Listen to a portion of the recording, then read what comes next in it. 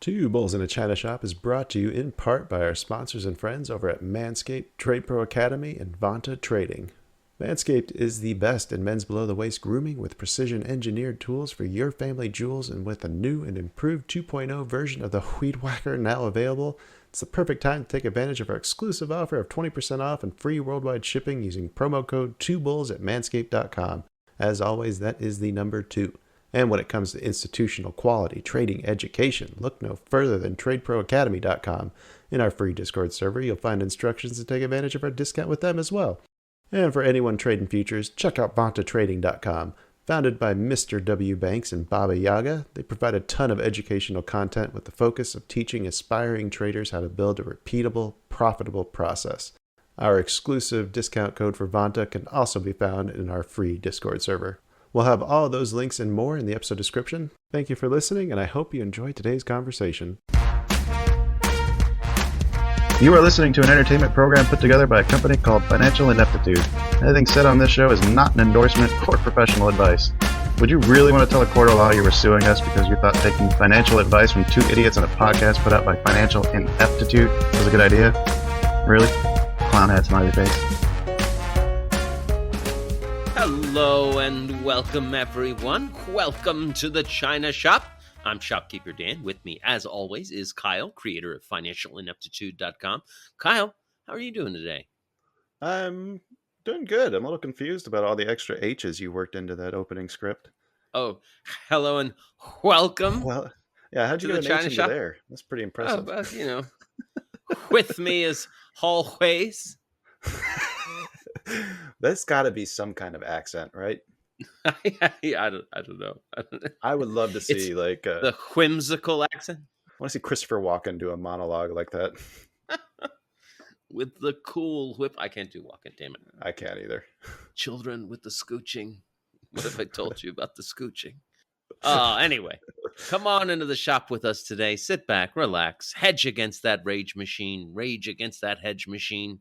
We'd like to welcome any new listeners just joining us. We're here smashing our way through a complete set of fine china, sharing those ever-growing strategies for maximizing gains and cutting losses. And if you're new to the shop and stock trading in general, you can always check out our knowledge and resource centers on financialineptitude.com. Or maybe you want to just give one of our many beginner trading episodes a listen.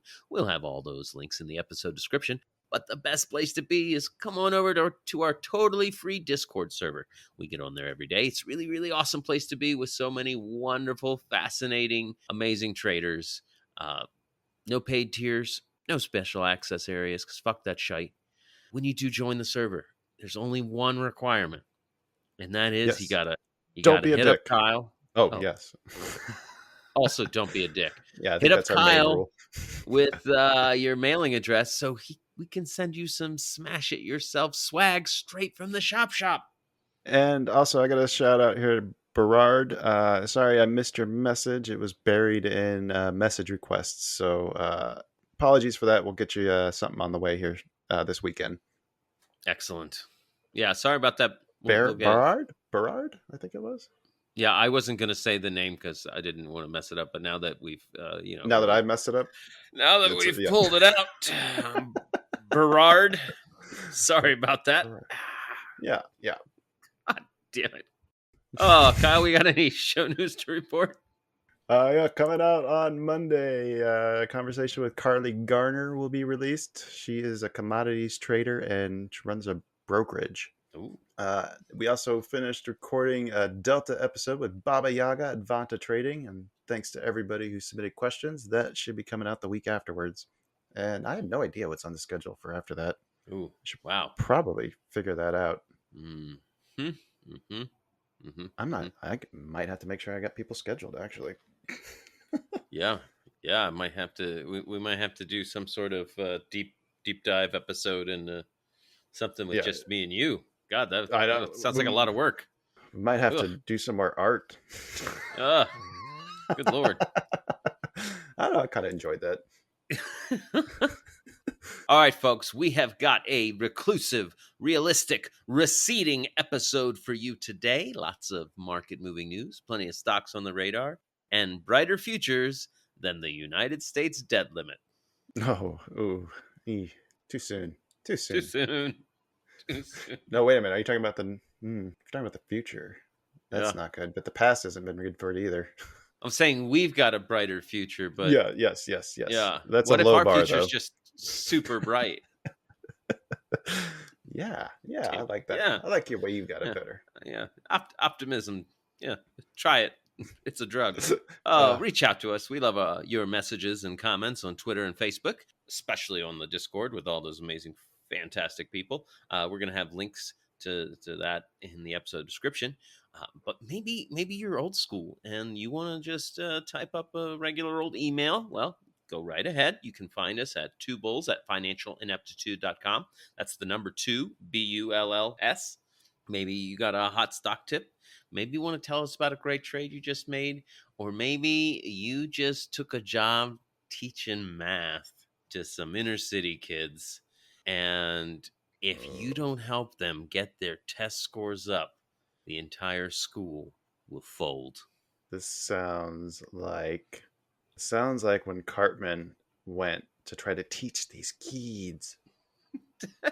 Yeah, but do you know the actual movie he was parodying? Was it like Dangerous Minds? Yeah, What's that was the? Cartman doing Michelle Pfeiffer for sure. I know the movie you're talking about. I don't remember what it's Edward called. James Olmos won awards for it. Oh, I know the movie. I just the name Stand is and eluding deliver. me. Stand Thank and you. deliver. Thank you. Stand Okay. and deliver. Okay. Gotta reach I, these kids. I like Cartman's method, teaching the Belichick method. Deny, deny, deny, and Deny. cheat. Yeah. It works. It does sometimes. Okay. Listen. Now we go right All to the right. news. There's no bet results to talk about today. Oh no, there's bet results to talk about, and there's also some housekeeping that we have to do with the last month's bet too. Uh-oh. What happened? Well, we bet on your ego, Dan, and that went about as well as could be expected. Opened the week at $12.02 and stopped us out on Thursday at $11.30, which brings our total down to $479.69. So good stop placement. We didn't lose too much. All right. We did something right. Random went with Morgan Stanley that opened the week at 85.48, closed Friday at 82.40, but Random managed to close with $481 and a penny. So there is less than $1.50 separating us. That's incredible. Right? Oof, man, it was close. I thought if it would have just kept on dumping, I think we might have been in the lead. Yeah. That late day rally, I think, screwed us. Fucking Random. I know. And we still got did you get your thank you letter finished to Random? Yes, I wrote a thank you letter to Random. All right, should we? I wrote.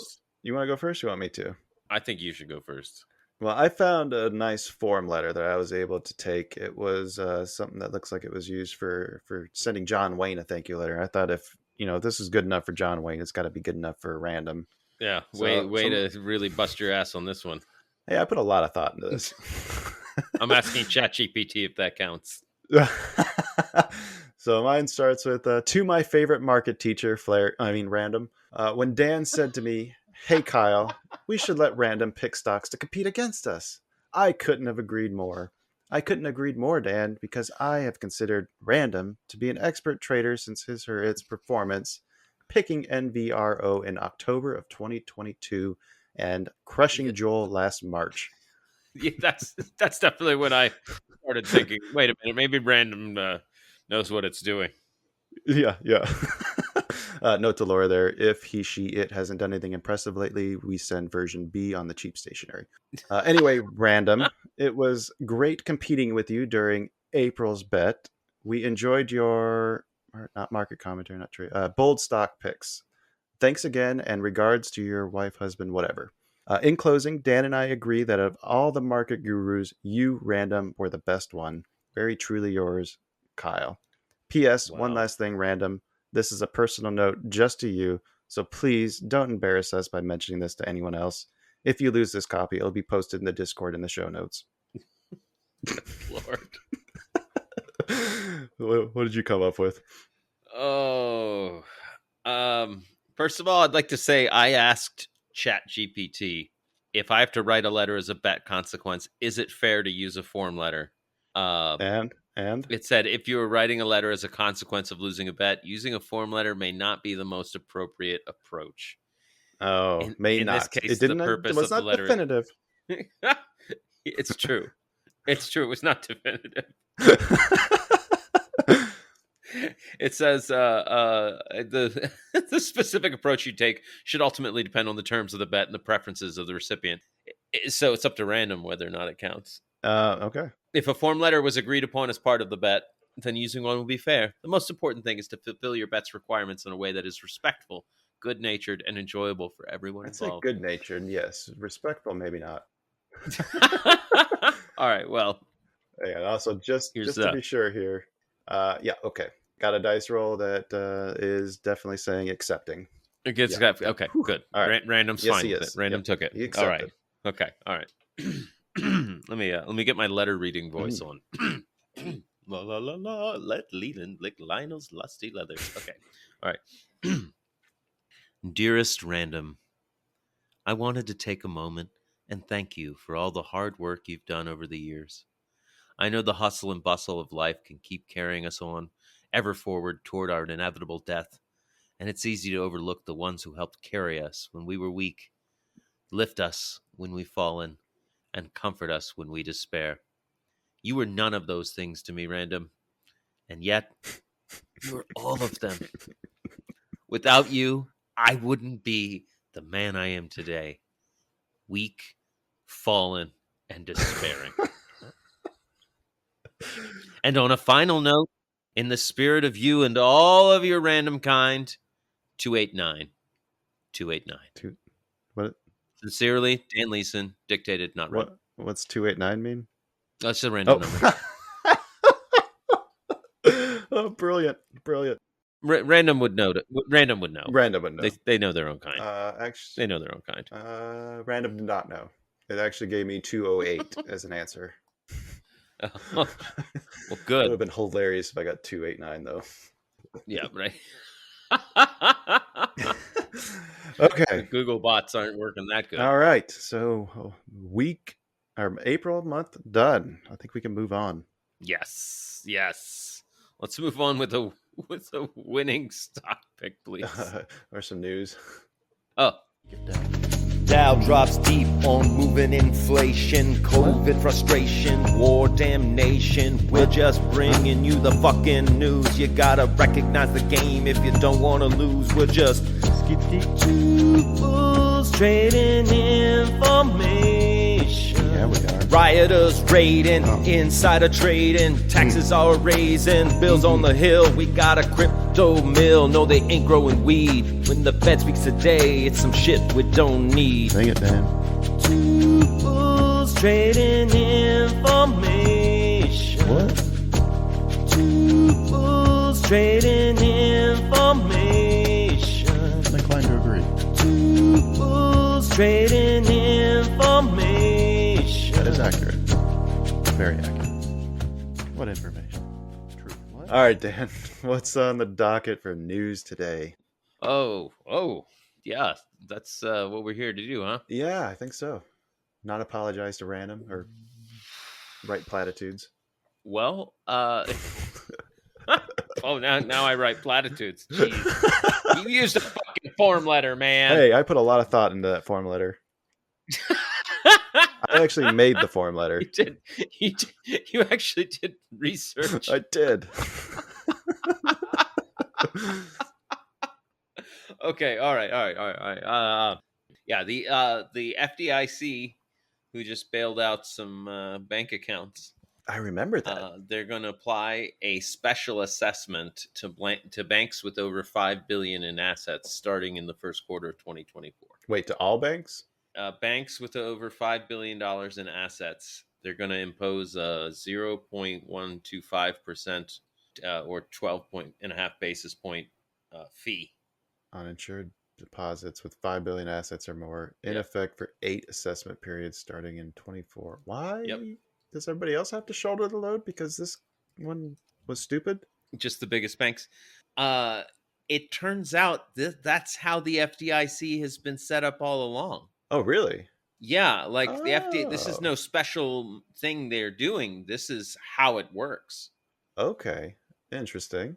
What seems to be special is they're just putting the fee on On the banks with 5 billion in right. assets or more, and that allows them to not put the fine into any community banks. And you got to think that the banks aren't going to be the ones paying this, right? They're probably going to cut everybody's interest rates on These their are going to be on deposits in order to, accounts. Yeah. yeah. You got to think that the bank's going to somehow pass this cost on to the people who have their money stored with them, right? Yeah, banks, yeah, they're not in business to give you money. No. So I imagine that this is actually the FDIC trying to encourage people to invest in more regional banks too. If I'm reading between the lines here. Yeah.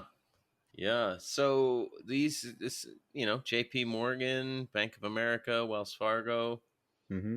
all going to be on the hook. What really struck me in this story, I didn't realize this, both SVB and Signature Bank failed. SVB's uninsured deposits were 93% of its total deposits, Wow. and Signature Bank was 89%. That means accounts more than $250,000. Yeah. Yeah. Yeah. Well, I mean, it was like the Silicon Valley Bank was the favored one of all the startups and tech companies. So it makes sense that they'd have a lot of accounts like that. But that's a lot. It just makes me wonder who got bailed out here. Well, yeah, all those companies, not All not those people. A lot of Chinese investors too. well, good thing they're FDIC insured. That also points out like a kind of strange thing with the FDIC. So if I had a $500,000 account, only 250,000 of that would be insured. But if I opened up two accounts at 250K, then it would be fully insured. So like Hmm. what like you're just making me do more work to research to get the insurance? Is that how this works? Also, that number hasn't changed since like I feel like that's another problem too. it didn't start out like, okay, we'll insure up to 50K, and like inflation's pushed it to 250. Right. Oh, it started at 250. That's where No, I'm saying it didn't. oh, yeah. Right, right. Uh, I don't know. Fucking bizarre. Okay, so big banks are going to be shouldering this load. At the very least, it was 250,000 when we were kids. Yeah, I remember that hasn't changed since I've grown up. That just seems Um, kind of strange too, right? I think in 2008 the basic coverage shifted, but I remember it was several $100,000 when we were kids. It wasn't 100 grand. I thought it was 250 still, even then. But Yeah. I don't know. Maybe I'm misremembering that. Let me ask. Let me ask ChatGPT. Okay, while you're doing that, I'll move on to the next story here. There's been a lot of talk about the debt ceiling. And Yep. I think it's starting to get to the point now where we probably need to pay attention to it. JP Morgan Chase CEO Jamie Dimon on Thursday was warning of unprecedented economic harm if the U.S. defaults on its debts amid a failure by lawmakers to raise the country's debt ceiling. So there's a June 1st deadline to raise the country's $31 trillion borrowing limit. Government could run out of money to pay the bills if that ceiling's not lifted, according to Janet Yellen. Diamond does not expect the country to experience its first ever debt default, but the clock is running out to reach a deal. He is predicting that the closer you get, the more panic we're going to have. The market's going to get volatile. Maybe the stock market goes down. The treasury markets will have their own problems, end quote. He also mentioned that we should pay attention to the timeline. Currently, talks are only taking place once a week, but he's guessing that sometime in, say, May 21st, it's going to be every day. And then they'll go up to probably 3 times a day. And then there'll be conversations with the clients about what they need to do to help them through it. It's very unfortunate. It should never happen in this way. Damn. Yeah. And then the last time we were downgraded, we had a 65 or 70% debt to GDP ratio, and now it's at 105. So our deficits are 2 to 3 times that we had back then. So he's saying we need to be careful. Yeah. And then Biden piped in, telling congressional leaders at Wednesday's meeting that default is not an option. He said, quote, "America is not a deadbeat nation. We pay our bills." Yeah. Damn it. Yeah. it's so strange to me because you know how I feel. I'm a guy that says, how come we don't think about raising taxes to fix these budget stuff? Right. Like they're like, oh well, we can't raise the debt ceiling. Okay, we'll raise some fucking taxes. I agree with Biden in that we should pay our fucking bills. Like Yeah. we're not talking about paying the Netflix. We're talking about Well, contractors that built something. Got to pay them. right. And there's actually an economist, David Rosenberg, who's calling this crisis pathetic because he's pointing out how the federal revenue has grown 21% this last year, which is the largest increase in 50 years. Holy shit. Federal revenue is 4.9 trillion, and the interest payment on our debt was not even $1 trillion. I'm trying to see what the actual number was here. 395 billion, about 1% of last year's GDP. So what's the crisis? I don't know. I think we're just spending too much. Fucking A. It's nuts, isn't it? It's so nuts. It's so nuts. It also just sounds like all I got to do is raise the ceiling. I mean, it seems like there should be room if you just increased your revenue by 20%. Yeah, right. Did we right. increase our debt by the same amount? It's bonkers. I think it's a shell game, honestly, at the end of the day. I think the more we learn about how currencies work and money is backed, yeah. I also came across an article about the budget office, the Treasury thing, and my thoughts right along with this one were like, is this really going to be what breaks America? It's like, we didn't agree to raise an imaginary number and then everything fell apart. Right. Shit. Like Rick and Morty when they set the galaxy's currency to zero. Yes. Like, oh fuck, we're done for now, boys. It's this weird game of chicken that the two parties have been playing with each other over the past decade. That's just gotten out of control. I think that's the main issue we're in right here. This used to be the most nonpartisan issue there was right. Passing the budget, and it's now become chicken, like disaster chicken, where we all fail. Everybody fails. There's no winner. Yeah, and the worst part is side. The people, the government workers who don't make as much as like these congressmen. Like that's for sure. A lot of them have been sitting around not getting raises for fucking decades, and they're going to end up not getting a paycheck because they're going to get furloughed. Fuck. Could you imagine being like a really hardworking contractor, and they're like, "Hey, we need you to like redo this shitty parking lot," and you and bust your ass and you haul in all the materials, you pay for them, you do the whole job, and then they're like, oh, sorry, they're all arguing in Congress, so we can't cut you a check. Yeah, we gave your money to the people who are invested in SVB. Sorry. Right. We just had a bank fail. Right. What the fuck? Yeah, it's tragic, man. It's nuts. Yeah. It's tragic. But, some people I think would rather fight. They'd rather burn it all down than lose a fight. That's the world we live in these days. Yeah. The article I came across was the CBO, the Congressional Budget Office, which is supposedly nonpartisan. I don't know much about them other than that they were created to be the accountant math geeks.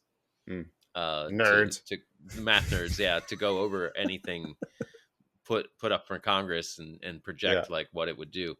They are also saying that we're at significant risk of defaulting in June, and even though we've upped revenue, like we got to keep pulling it in. They think we might be able to get through July if we keep pulling in revenue. So how does that work? How do they? Are they? Is our government living paycheck to paycheck? That's what it sounds like. What I just read? If enough people pay their taxes before June, is that what it is? Heard. That's what the CBO said. Yeah. Huh. Yeah. We might get an extra month. Right. Oh, geez. Yeah. Okay, so we should be paying attention to this. Yeah, we're paycheck to paycheck. Hey, just like everybody else in the U.S. All right. Yeah. Paycheck to All paycheck. right. A little asterisk here. By the way, I was mistaken. The FDIC did start at $2,500 per depositor. How long ago was that? In 1933. 1930. Okay, what was it when we were kids in the 90s? I don't know. Let me ask ChatGPT. 40,000, and it was raised to 100,000 in 81. Okay, so wow. And then the next And raise? 2008, they raised it to 250,000. Oh, okay, so it has gone up more recently. I stand corrected. Yeah, me too. Anyway, just want to put that this is why asterisk in there. This is why we read the news. We don't make it. All right. Yeah, should we do some advertising and move on? Yeah, if we must. Okay. If you haven't heard by now, Manscaped now sells beard products. That's right. Once again, revolutionizing men's grooming with the brand new Beard Hedger Pro Kit. From a beard trim to a fresh shave, the technology behind the Beard Hedger Pro Kit allows you to shape your signature beard look. Now you can finally use Manscaped products to make your drapes match your carpet by going to manscaped.com and using code 2bulls for 20% off and free shipping. God damn, I was going to make that joke. Our friends over at Manscaped were kind enough to send me the Beard Hedger Pro Kit, and I gotta say, I was impressed with the quality and performance of the products. My thick, coarse beard hair has been giving me trouble with trimmers in the past, but the Beard Hedger was able to cut through the thicket without any tugging or discomfort at all. And because the trimmer has one rotary wheel with 20 length settings with only one guard, I don't have to worry about losing or breaking attachments anymore. So I've tamed my mane, and now you can too. No one likes a weird beard, so say goodbye to your stubble trouble with Manscaped's Pro Beard Kit. It all starts with that beard hedger that I mentioned. The thing's a juggernaut of fixing faces. Not only does it have the trimmer with the rotary wheel that gives you the 20 hair cutting lengths on just the one guard, it's also waterproof so you can shave in the shower and avoid all the hair in the sink. The titanium coated T-blade is tough on hair but smooth on your face, leading to a single stroke efficiency that brings satisfaction one stroke at a time. Phrasing. The Pro Kit doesn't end there though. They also created 4 dermatologist tested formulations for your post-trim care. First is the beard shampoo and conditioner.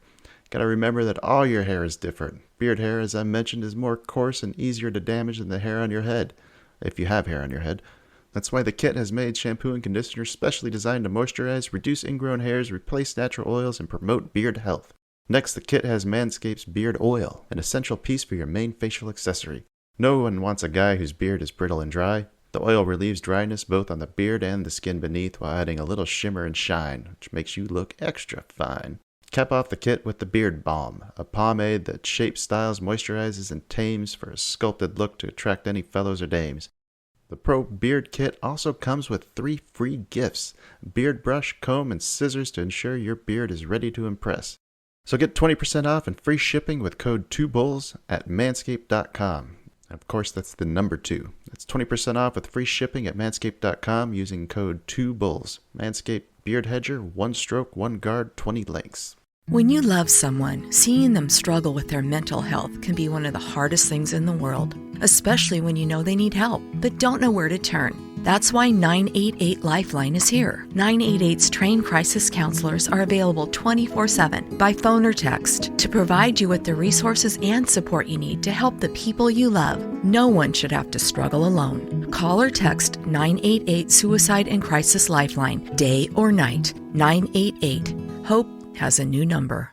With Vroom, you can shop thousands of cars right from your phone and have your next ride delivered straight to you. Between work, family, and making time for yourself, purchasing a new car can feel like an impossible task. Vroom gives you the flexibility needed to check their wide selection of vehicles and leisurely make your purchase.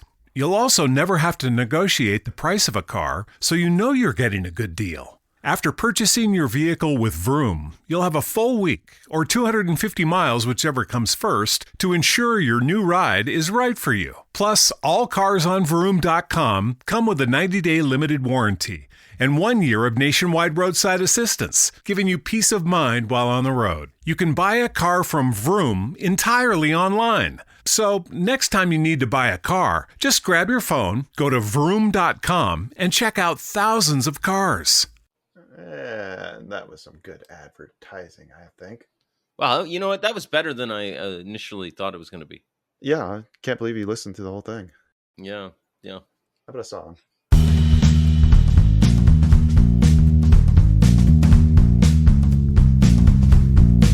Stock time! Now it's talk about stocks time. Looking for setups, it's still not advice. Big moves news and earnings. All that we're saying, it's still not advice. Stock time. Please don't swear. All right. I have some fun stories. I think you got some too. You want to kick us off? Yes. We've been mocking chatbot GPT and also using it to fact check. I use it to fact check myself.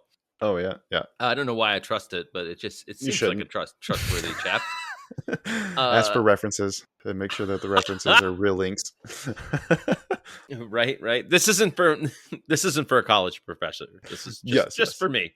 It's good enough for college. A similar AI is going to be installed at Wendy's drive-thrus to take your order. Oh, that's interesting. A Google version. Is Wendy's in competition with McDonald's to hire the youngest drive-thru workers?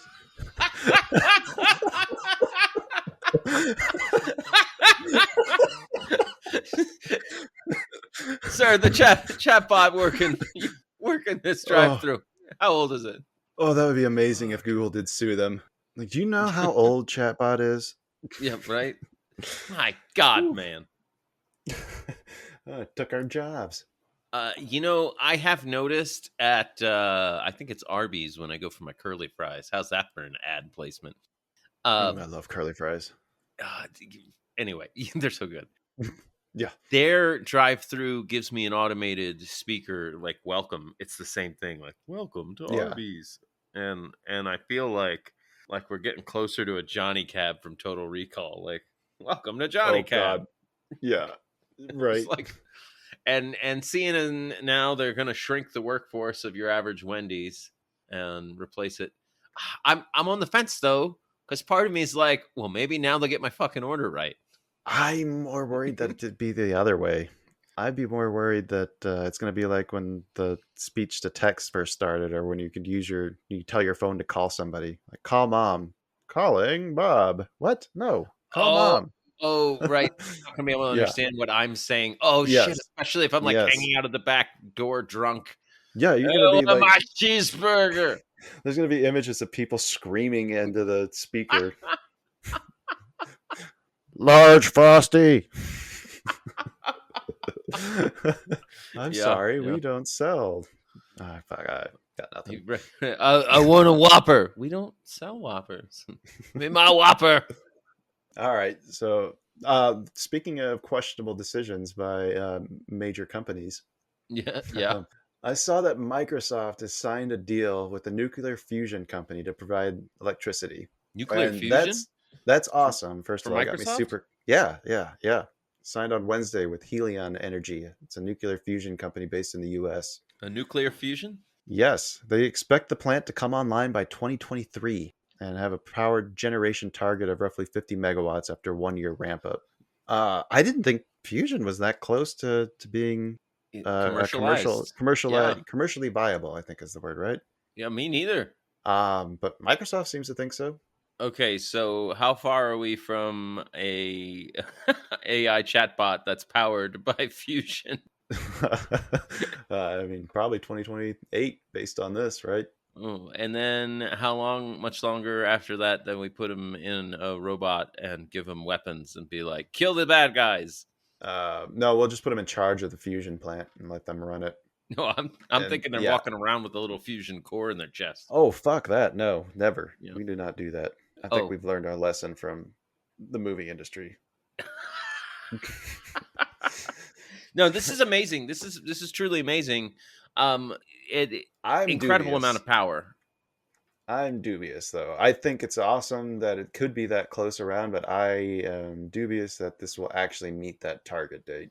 When's the exact date again? It just says that they expect it to come online by 2028.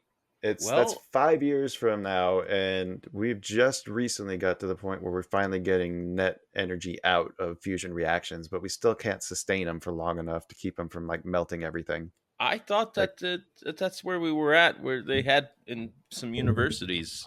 I thought they were getting to the point where they could run it for a minute or two, but I don't know that they've necessarily proven that it can run for weeks, months, years. Like that, there's a big leap from running in a sustained operation for, a few minutes to trying to do it for 20-year life of one of these plants. Damn, that's very true. Very true. Yeah. And then I don't know what kind of regulations are going to go into doing a fusion plant too. I imagine it's going to be similar to what they do with nuclear. Yeah. Well, I mean, it is nuclear. Yeah, it's Just different. a different though. version. Yeah. It's It just should nuclear be the other way. it's clean. It's cleaner is the difference. Yeah. Rather than having a bunch of waste products you have to dispose of, the final byproduct is water, isn't it? Or From what I helium? understand, Aren't you yeah. just fusing hydrogen atoms to make helium? Or I think that's what you do. Our hydrogens turn to helium at temperatures of millions of degrees. Yes, that's how it works. Yeah. Thank you. They might be giants. Thank you. That could also help solve our helium shortage too. So maybe we kill two birds with one stone with this. That would So be yeah, awesome. keep an eye out on that. be Might be awesome. coming sooner than we think. According to an article in Newsweek that goes along with this one, they're saying 2027. Really? Yeah. Wow. So people Okay. are bullish on fusion. Microsoft just put a bunch of money in, huh? Yeah, they did. And they have also been really good at using clean energy for power their operations. That's one of the few places that I helped commission one of their data centers where they were using a lot of solar power. Oh yeah. Mm-hmm. So yeah, good on them. Set the tone. Lead the way. All right. What else we got for stock news? Well, Elon Musk has decided to step down as Twitter CEO. As decided or was run out by Twitter polls? By the Twitter polls, yeah. Yeah. He's named a woman named Linda Yaccarino, who used to head up advertising at NBC Universal. She's going to take over the role. He's going to stay as an executive chairman and chief technology officer. That sounds like a made-up title. Yeah. I'm the chief gadget guy. They want to make Twitter. He wrote, looking forward to working with Linda to transform this platform into X, the everything app. Oh. So He likes his X's. He likes his X's, and it sounds like he bought he bought a company and tanked it, and he's like, oh no, we were always going to rebrand it as this other thing. It's always my intent. He started to kind of sound a bit more and more unhinged the more I hear him talk. Like the more and more things that I hear him doing, it's almost like he's just he hasn't failed in too long. It's been too long since his last failure. Yeah. well said. Right? Like he hit a level of success, so he's insulated from any of his failures. Right, exactly. Yeah. No, that totally happens to people, and you can see it. Oh, I just remember looking at that picture of like he was out with like his kids, and there was like 20 of them, and they all looked miserable. Oh, why have so many? Oh, he's trying to populate Mars, I suppose. I think it's how he justifies fucking every woman that's willing. Oh, like, okay. Well, I got raw dogs because we're low on population. His genes are so good, he's got to spread them as much as possible. I'm a super genius. You have to have my baby. Yeah. Wonder if that works. I guarantee it's gotten him. Well, didn't he just have he just had a baby with one of his executives at one of his other companies? So yeah, he's spreading it around. That's yeah. Anyway, okay, it works if you're a tech genius. It doesn't work if you're me. If you're a tech CEO, I'm revoking his genius card. Yeah. I refuse to put that next to him anymore. Right. Yeah, that's right, Mr. Musk. Here on the Two Bulls in a China Shop show, your genius card has been revoked by me. Verbal signature. Well, there is one industry who may be happy to see him having so many babies. Yeah. And that would be the airline industry. Boeing has published a report saying that there's a shortage of maintenance technicians that they're blaming on COVID downturn, or in part at least. Because it takes 16 to 24 months to train new technicians. There's a lot of people who are still 2 years out because all the schooling got shut down during that pandemic. So, yeah. Boeing's annual pilot and technician outlook has projected more than 600,000 new maintenance technicians will be needed to fly and maintain planes globally over the next 20 years. Damn. So hey, anybody's out there needs a job, or your kids need a job? Yeah. Start giving them. I don't know what do you use to learn model No, airplanes. I don't know. Yeah, I never. Not trying to get into that. I never got into aircraft repair. It said over the next decade, more than 13,000 openings for aircrafts and avionic mechanics and technicians are projected for each year. And last year, the FAA only certified less than 7,000 new techs. So there's a huge gap between the openings and the number of techs actually being certified. Oh wow. They also pointed out that people just don't know about these types of jobs because they're decent paying. The average salary for a maintenance tech is more than $65K a year, includes signing bonuses and compensation for moving expenses. And they also think that they're going to be starting to incorporate some of the things they do for the pilots to try to entice more people to get into this role and this position. Yeah. So yeah, that's something to keep an eye on going forward in the next. If you're bullish on airlines right now, you might want to keep an eye on something like this. If there's not enough people to be maintaining these, then there's going to be more problems, more cancellations, more flights getting delayed, more flights crashing. Well, you think all this stuff that comes you with that. think if they're behaving responsibly and they're grounding their inventory, their plane inventory, then there's less flights, and then they charge more. Yeah, if they're acting responsibly. But after talking to my dad when he used to work for, I guess I shouldn't say the name of the company. It was not a big one, but it was big enough. He refused to fly for 10 years after that. Oh, wow. Wow. Yeah. That's how bad it was 20 years ago or 10 years ago, however long ago that was. About 20 years ago. Yikes. So I can't imagine that getting better. Damn. Yeah, less mechanics to go around. And right. They want to... Then they have to overwork the ones that do stick around, and then they're going to be more prone to making mistakes because they're going to be overworked. Mm-hmm. Mm-hmm. Well, I don't see that ending well. You know, we should get Elon Musk on it. That guy can do anything. He's working on it. He's got 20 of them on the way. Still, that'll make a dent. It'll make a dent in the 600,000. There we go. All right, Nick. I think Nick Cannon has the rest. Yeah, there you go. All right. Any other stock news before we wrap up? Briefly, have you heard about this big feud between Icon Enterprises and Hindenburg? No. Was Icon the one who? No. Wait.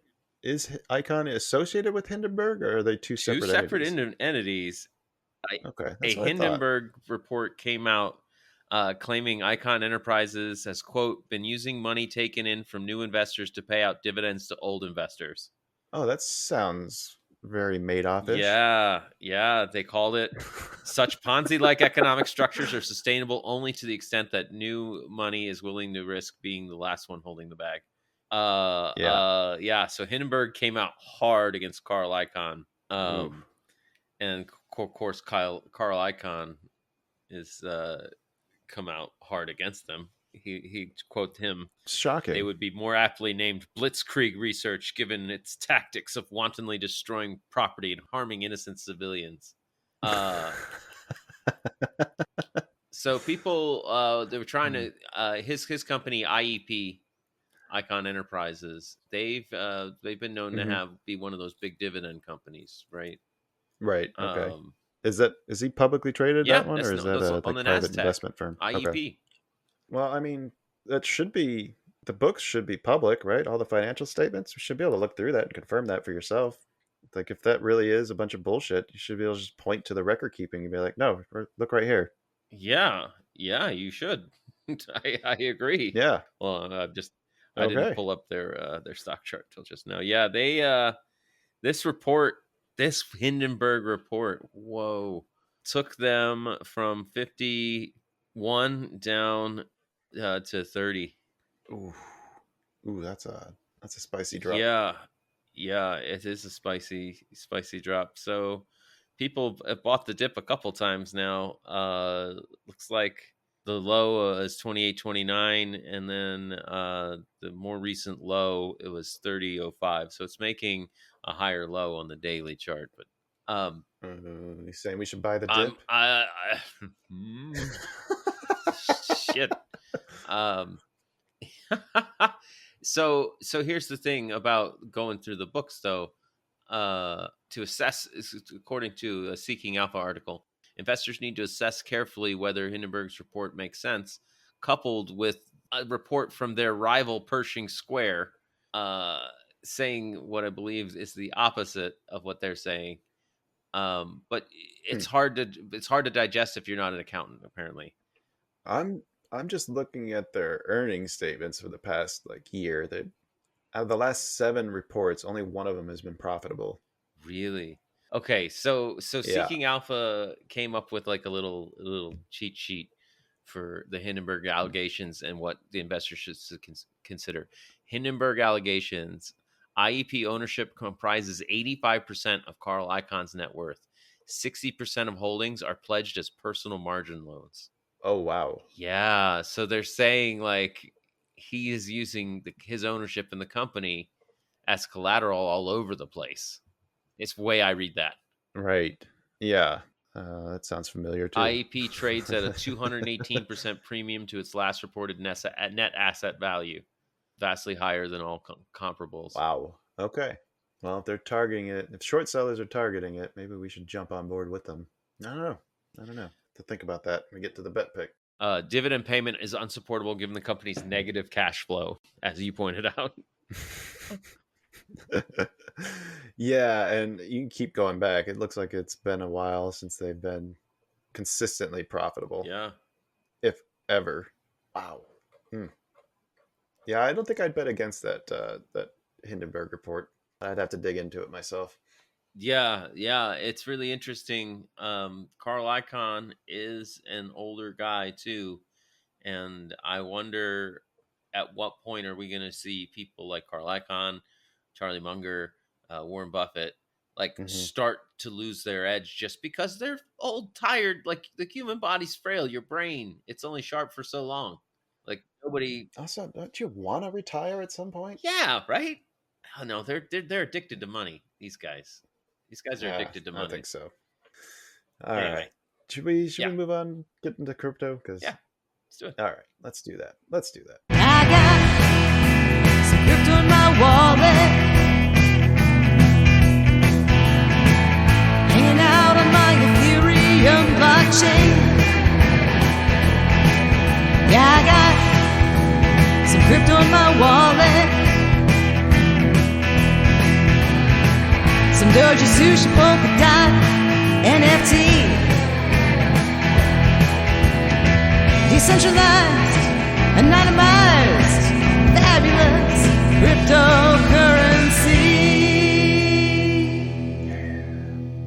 Cha-cha-cha. Hold on, Kyle. Before we talk about crypto, I got to finish buying these options on IEP. I'm not going to tell you which way. It's Anyway, 5 sorry. o'clock. You buying them in London? Shh. Okay. Anyway, all right. what do you got for crypto? Marathon Digital Holdings, Mara. Their loss and revenue for Q1 improved a lot, and it's all thanks to Bitcoin's rally, also as well as the reduced cost of mine during the 3-month period. They maintained their mining capacity goal of reaching 23 exahash per second by the middle of 2023, with more hash rate coming online in the months ahead. Total revenue of $51.1 million exceeded the $48.8 million consensus. As a result of a lower impairment on digital assets, in addition to larger realized gains on digital assets sold, total operating expenses dropped to $3.88 million from $395 million in Q4 of 22, and from $39.9 million in Q1 of last year. So all this is a long-winded way of saying that they are very dependent on the price of Bitcoin for their operation, which makes sense. And that makes me wonder why you'd want to invest in something like that. I could see trading Mara. This seems like a great thing to trade, but I don't know that I want to. Who would long-term invest that? Yeah. Yeah. I guess unless it's a way to get some Bitcoin exposure without actually owning Bitcoin. Yeah. Also, I did not realize that that's what Mara did. I always thought that Marathon was a petroleum company for some reason. I thought that they made toiletry, toilet paper products. I guess not, unless they diversified into crypto, because that's the natural path. Well, it's Digital Holdings. Yes, a digital asset technology company engages in mining cryptos with a focus on blockchain ecosystem and the generation of digital assets. That is a sentence that says a lot that nobody knows what it means. Okay, I guess so. They're one of the big Bitcoin miners in Yes. America, North America. Yeah, yeah. And they must have been Okay. part of that. I remember them from like during the meme stock craze, and I'm looking back at the chart history. It looks like they'd spiked all the way up to Oh, $83 at one point before tapering off and coming back to more reasonable $9 share level. okay. Then they have their own exchange, Ah, okay, that makes sense. not just their own stuff, but other various cryptocurrencies. I guess they have over 6,000 Bitcoin miners in operation. Oh, did you not hear me when I said they had 23 exahash per second? No, I didn't. Oh, okay. 23 exahash. That's a fucking lot. I assume it is. I don't know what that means, but I know X is a lot. X is a lot. Well, it's how much power, I believe, right? I don't know. I'm looking that up right now. One exahash is 1 quintillion hashes. So it's numbers per second. Yeah, I think that's just the computational speed then. Yep, it's Yeah, the yeah, total yeah. combined computational power being used to mine and process transactions. Yeah. So Okay. that seems like a lot. That's a very big number. So this company, and since we know Bitcoin is just logging its own shit and doing busy work, this company Oh is man. bragging that it has locked up 200 quintillion hash calculations per second. We've locked up Yeah. to busy work. Woo! The, Good work, everybody. the Good funny work. thing is that just what does this say? So miner is trying to produce a hash that is lower than or equal to the numeric value of the target hash by changing a single value called a nonce. Each time a nonce is changed, an entirely new hash is created, effectively like a lottery ticket system where each new hash is a unique ticket with its own set of numbers. So if we Hooray. take CoinDesk and change the first letter to make it Foindesk, we get this completely different hash, and that gives it a long string of numbers. Because each hash is created is random and impossible to predict, it can take millions of guesses or hashes before the target is met, and a miner wins the right to fill the next block and add it to the blockchain. Each time that happens, the block reward of newly minted coins is given to the successful miner, along with any fee payments attached to the transactions they store in the new block. Yeah. So we're going to use the electricity and the physical computers. To make lottery tickets. This is so bizarre, man. I have to. And then we'll use computers to guess the answers to those scratcher tickets. I feel like we talked to people who explained us how this whole thing works, but nobody explained this part. Well, no, Alex Greengard talked about how it created scarcity. It used Yes, digital resources and created digital scarcity. And I think this may have been what he was referring to. And then we've also talked to other people who talked about the Bitcoin being a store of the value of the electricity cost that went into it, but I don't think I believe that. Yeah, because you can't get it out. I can dig a giant hole and store a bunch of energy in the dirt I pull out, but nobody's going to buy that dirt for the amount of energy I put into digging that hole. I actually keep a large hole in my front yard to prove to my neighbors that I did a bunch of work. Right. Don't call me lazy, motherfuckers. I got the hole. Yeah. Next time someone tells me the world needs ditch diggers, I point to my yard. Damn. All right. Now that we just got sucked into a crypto foxhole, you got anything else worth mentioning? Just crypto's down. Pepe coin's finally off its peak. It's down 22%. No word on whether anybody sold. Any of the whales have sold. I guess about 3 million was sold off, according to this Benzinga article. I hope that was him. I really do. Yeah, right. In the last day, somebody sold 3 million of Pepe coin. Yeah. Which also means people are still buying Pepe coin. $3 million. I'm actually kind of surprised it had. Yeah, right. Kind of surprised it hasn't fallen faster than that, as quick as it went up. Okay, so we're talking about all this money this person made. Do you want to know the price of one Pepe token? 0.0000128. Oh, well, you missed a zero. Oh, There are 5 zeros. God damn. Yeah. Yeah. So is this people like just doing like, oh, I'll throw $10 in, $20. Well, I won't miss it. I mean, some guys are putting like 2,000 in. The first story we talked about, the guy put 1 Ethereum worth into it. That Yeah. guy that had the crazy returns, I think he started with 250. So I think it's Damn. kind of the same thing we did with our Skytles, where we got in early and we're hoping that somehow it takes off. Although Well, we got it for free, though. we got it for free. I've thought about buying more, but it's since it's not really on many exchanges, it's costly and labor Yeah, intensive. and there's also very little liquidity on it. I think we need Elon Musk to adopt it. That's going to happen. Yes. Yeah. Yes. Yeah. Okay. We should probably move on, huh? Yep. If I was going to move on, I'd probably do it with the shotgun to your face. Oh. Oh. Yeah. I should probably be more than 40 feet away from you when I fire this thing, but What? what? Oh, how was your week, man? You had a good week, right? I had a great week, Kyle. I Yeah. had a great week. Yes, sir. What in particular? My ability to get in there, follow my plan, trade my plan well, and end the day with 20 more than 20 points.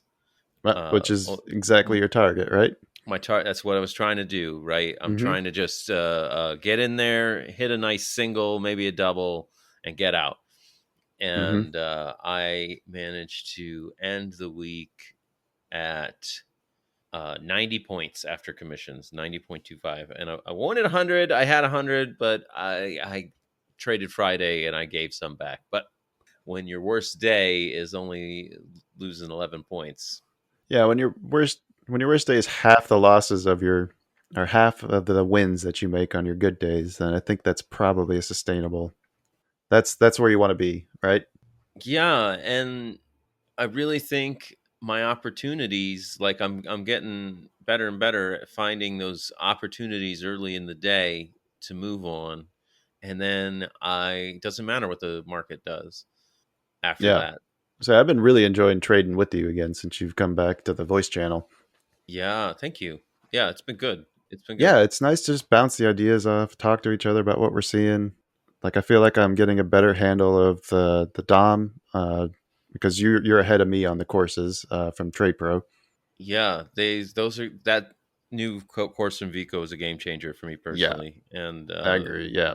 if you're trading futures, I can't recommend it highly enough. It's working for me currently. We'll see where I'm at in a month when I go live. I've been sim trading. I got 1 week left of sim trading.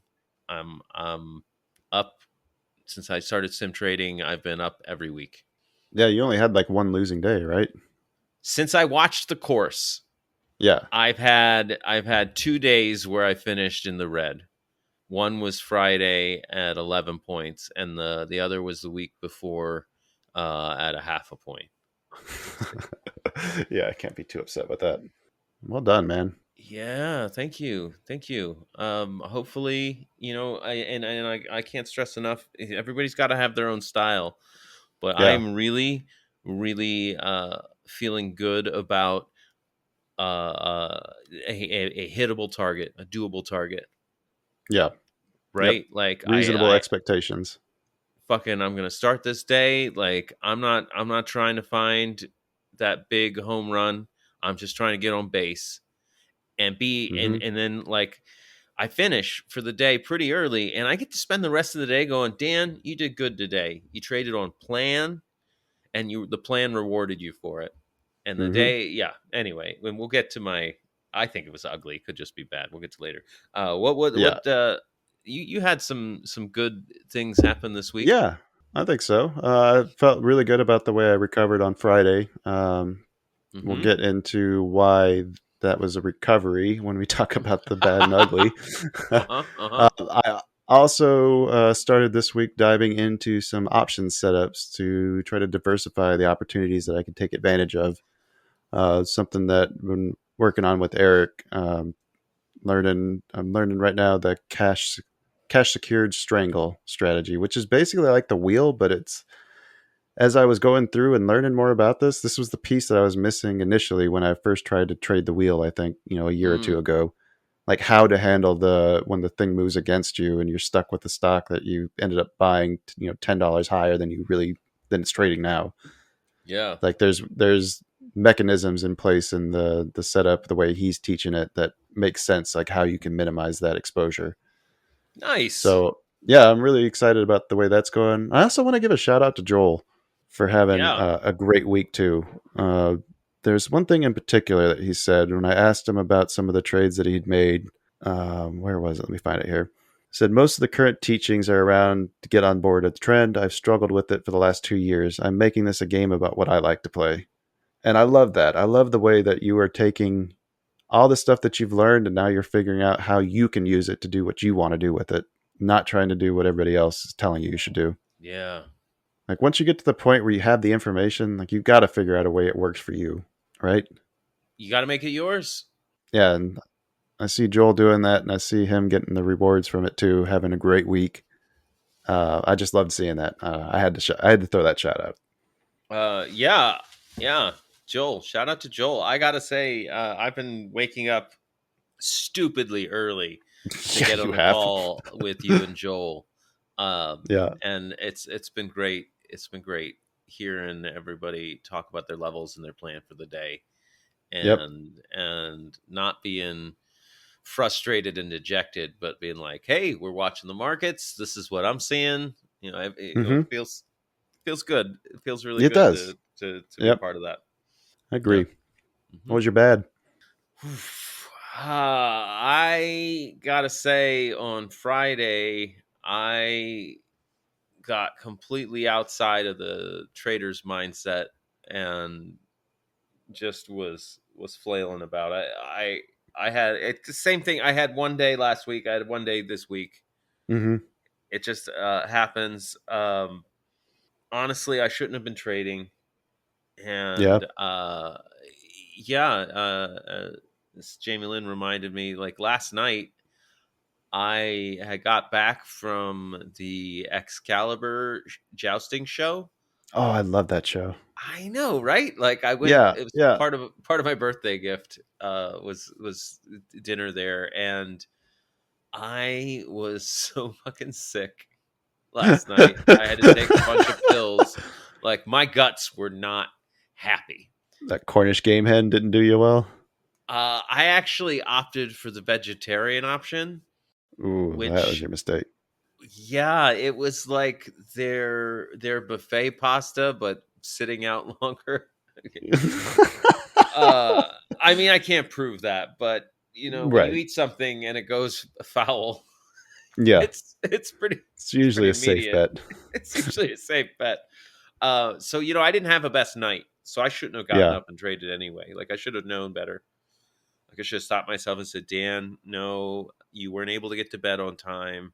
You were up every couple hours, running to the bathroom. Like, take the fucking day off. It's a fine line trying to decide when it's appropriate to take the time off and when you can try to push through it, because there's two schools of thought, and I've heard people talk about, like, one way, like you should only be trading at top form, and I've heard other people say that we're not always going to be at our top form. Like, what do you think athletes do when, like, they have to sometimes push through a struggle, and maybe that's something that's worth exercising to or working on. So I don't know. I'm not sure which side of the fence I fall on with that. I think with the scenario you just mentioned, take the day off, up every couple hours pooping. Yeah. Probably a good day to just sit on the sidelines. Well, I was feeling better by the morning, so my guts were feeling better and my body was ready to be awake. So I was like, fuck it, I'll fucking work. Yeah. Yeah. Well, I think you mentioned it could be considered ugly. I think you're right sticking that with bad. I don't consider that ugly because you still followed all your risk controls. I think the trades that you took from when we were trading together, they were in levels that could be justified. I don't think you did anything outside of plan. I I think it think was. the Yeah. thing I did outside of plan, I'll tell you right now, because I posted that plan was uh Globex has a distribution area from here to here. I'm going to play that range until the area breaks. And then I will eye a pullback to this area to trade. And when that area Ah, broke, I was not eyeing pullbacks to trade the trend. I see. I I see. kept Okay. trying to fade it, and those were my losses. Right. Oh, I see it. Yeah. Okay. That's why I think it's ugly. It's because if I had traded to my plan, my day would have ended completely differently. Yeah. Very differently. Funny how that works, huh? Yeah, right? Exactly. That journal, kids. It's Yeah. real. Yeah. It's legit. I didn't have a bad, but I did have an ugly, and it's very similar to yours. I think I broke a rule on Wednesday where I traded without finishing my morning routine. I Ooh. had some engagements that I had to keep where I missed the open, so I didn't even get to sit down to even try to start trading until like 9 o'clock, which is half hour after the open for me. Mhm. And then I was just everything was emotional about it. I had told myself that I should not be trading because I was not able to complete the things that I'm supposed to do to be successful, but yet I still wanted to do it. And even though the trades that I took, only one of them I think was a bad one out of the four, my mindset was not where it should have been. I had told myself I wasn't going to trade, and I went and did it anyway. And for that reason, I took off Thursday, basically telling myself like, "Hey, you said you weren't going to trade today, and you did it. Well, guess what? We're going to honor that commitment, whether that's today or tomorrow or somewhere. You're gonna meet that. Yeah. When you promise yourself you're not going to do something, you're going to do it. Yeah. That's why I got to finish this month. I promised myself I'd do a month and be green a month before I go live with cash again. Yep, I agree. I agree. I'm like, When I'm we like, make commitments, we have to keep them. yeah, it doesn't matter how great I'm doing following the process. Mm-hmm. Like the market will still be there in a Well, couple we months. both just saw how quickly it can go away, how quickly you can Exactly. get. Yeah. So, Yeah. yeah, I agree. I agree. Did you have an ugly then, or? That was my ugly trading off plan, not Okay. doing the So, pullbacks. When gotcha. I even posted it that morning, Friday morning in the Discord, like here's my plans, what I'm gonna do, and then I didn't do it. And I was like, fuck. Oh man, I hate it when that happens. Yeah, yeah, All right, should we do a bet pick? yeah. I don't know, man. I know. The saddest lead into a song ever. Right? I need it, wanna beat it, gonna win it if I take it from you. I'm filling my positions, quit your bitching, random's gonna lose. Got a chart full of levels and a stop that's not too tight. It's bet picking time in the shop, so pick 'em right. All right. I was doing some research for some different stocks that I like. The only one I could come up with that looked good for the strategy I was trying to deploy, which was something that was close to a support that I'd like to sell puts on, was actually BP. But it's still kind of trading a little too high for where I'd want to get it. I'd like to get it closer to $34 a share. It's currently trading almost at 36. That's like it's still closer to the entry I'd like, but further than it is to the take profit point I'd target. But I don't know. I think I like that econ short better. Yeah, yeah. Especially because they bought it up on Friday, right? Yeah. Okay, all right. Then, And look how weak that buy volume was on those 2 days too. yeah, yeah. Look at that, The only thing I indeed. don't like is they held a higher low, but I yeah, would. I want to short it from. I'm just looking at the volume profile edge. yeah, I want to short it at 37.65. 37.65, and then where do you want your stop at? 40? 40.75. 40 half. 40 half. Call it 40 half. Okay, Yep. so we're gonna go short. That's IEP. IEP. 37.75. Yeah, we want to go shoot. I mean, that's my preference. Just looking at the trajectory, Yeah, like it gapped I up. don't mind that. I Yeah. mean, if it doesn't get up there, do we have a breakout? No, I think Like we think go we're fine. short under If it- 30.23. I think we should embrace sitting in cash if we don't get a fill. How many weeks would just have been at 500 with one? That's true. That is true. Where's your target? Oh, this has been so long since it's been down here. I think you have to go with the little gap it left behind between Friday and Thursday is your first one, which would be around 32.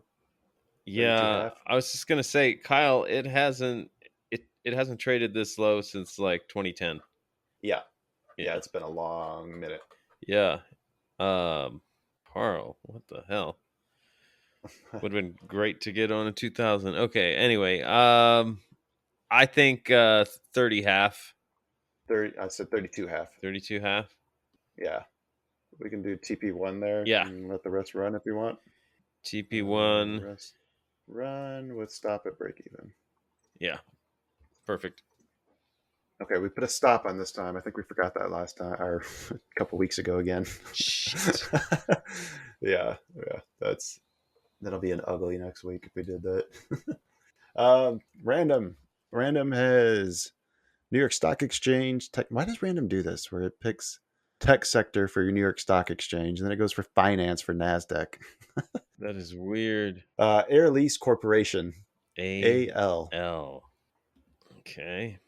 Air Lease Corp. Do they lease mechanics by any chance? I've got my mechanic on lease. What do? They engage in the provision of aircraft New leasing business, commercial focused on jets. purchasing new commercial jet air transport, leasing those aircrafts to airlines with the intention of generating attractive returns on equity. Okay. It's actually looking fairly strong too. Wait, hang Look on. on the Let daily. me get on the right time frame here. I didn't realize the chart it pulled up when I did that. It was on like a 5 minute. Okay, no, that is. It wants to hold 37.75. Yeah. We'll see. It's right now banging up against the 200-day moving average. Depending on if it can get above that or not, I think is going to determine Random's fate. Mm-hmm. That's a bold choice. See you in hell, Going- Random. Going long at a retest of the 200-day. But we learned a lesson. We don't doubt. Right. Oh, Okay. jeez. AL. I think we did it. I think we fucking did it. Did we do it? I think we did. Did we do the I thing? think we did. We did it. We did a thing. Oh my goodness, we did a thing. All right. I feel like Clarkson. Oh. All right. Well, Kyle, audience, thank you. It has been really just wonderful, fantastic time in the shop today. But Aw. sadly, we got to shut things down. No, we don't. We don't. Yeah, we do. We don't have to, but we need to. Yeah. If I'm going to have any kind of dinner tonight. Same. In fact, I gotta go cook mine as soon as we hang up. we do want to thank you so much for joining us today. It's always better with everybody around here. We will be back at you soon with stunning bet results. I think we actually got a good one this week, Kyle. Feeling good about it? I think so too. Feeling good about it? I feel better about this one than betting on your ego. Yeah, right. Oh, and then what do they do about that rating? Oh geez. Share this episode like a fresh idea, which I am currently out of. Clever. Nice comeback. I'll give it to you. All right, until next time, folks. Happy trades. Bye, everybody. Buckeye Health Plan Medicaid is built around you, offering medical, dental, and vision benefits with no copay. Members get free rides to healthcare visits, pharmacies, and social services. Buckeye rewards you for making healthy choices. You can earn $75 in rewards for well checks. Pregnant moms can earn up to $350 in rewards for taking steps to have a healthy baby. Visit ChooseBuckeye.com for Medicaid built around you.